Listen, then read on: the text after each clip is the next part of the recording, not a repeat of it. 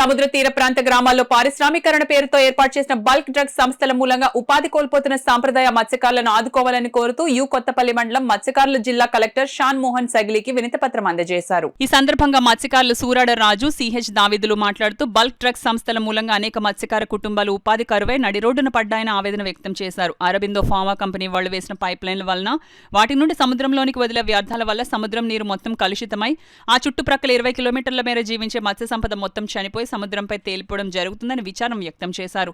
ఈ కార్యక్రమంలో మత్స్యకారులు రాంబాబు, సనపయ్య, నానాజీ, విఘ్నేష్, కనకరాజు తదితరులు పాల్గొన్నారు.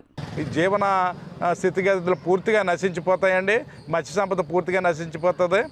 అందువల్ల మేము ముఖ్యంగా రావడానికి కారణం ఏంటంటే ఇప్పుడు ఆ పొల్యూషన్ని, ఆ ఫ్యాక్టరీని తరలించలేని పక్షంలో ఆల్రెడీ ఇది ఎస్టాబ్లిష్ అయిపోయింది కాబట్టి ఇబ్బంది అవుతుందని అధికారులు మా లీడర్లో చెప్పడం జరిగిందండి. గతంలో మేము ఇదే రిప్రజెంటేషన్లో కలెక్టర్ గారికి ఇవ్వడం జరిగిందండి, మన టీడీపీ ఇన్ఛార్జి అయినటువంటి వర్మ గారికి ఇవ్వడం జరిగిందండి, మర్రెడ్డి శ్రీనివాసరావు గారి జనసేన ఇన్ఛార్జి గారికి ఇవ్వడం జరిగిందండి. కానీ ఈ పై సీఎం గారి దృష్టికి, డిపి పవన్ కళ్యాణ్ గారి దృష్టికి తీసుకెళ్తామని చెప్తున్నారండి. కానీ ఇంతవరకు మాకు ఏ రకమైన మీటింగు మాకు ఏర్పాటు చేయడం జరగలేదండి. యాక్చువల్గా ఈ రోజు నుంచి మత్స్యకారులందరూ ఈ 4 గ్రామాల ప్రజలు ధర్నా చేయాలని అనుకున్నామండి. కానీ మాకు ఈ మర్రెడ్డి శ్రీనివాస్ గారు వీళ్ళందరూ కంగారు పడకండి, మేము పవన్ కళ్యాణ్ గారితో మాట్లాడతాం, మన ఎమ్మెల్యే గారితో నన్ను చెప్పడం వల్ల కొంత ఆగి వెనక్కి తగ్గి మేము ఈరోజు రిప్రజెంటేషన్ రావడం జరిగిందండి.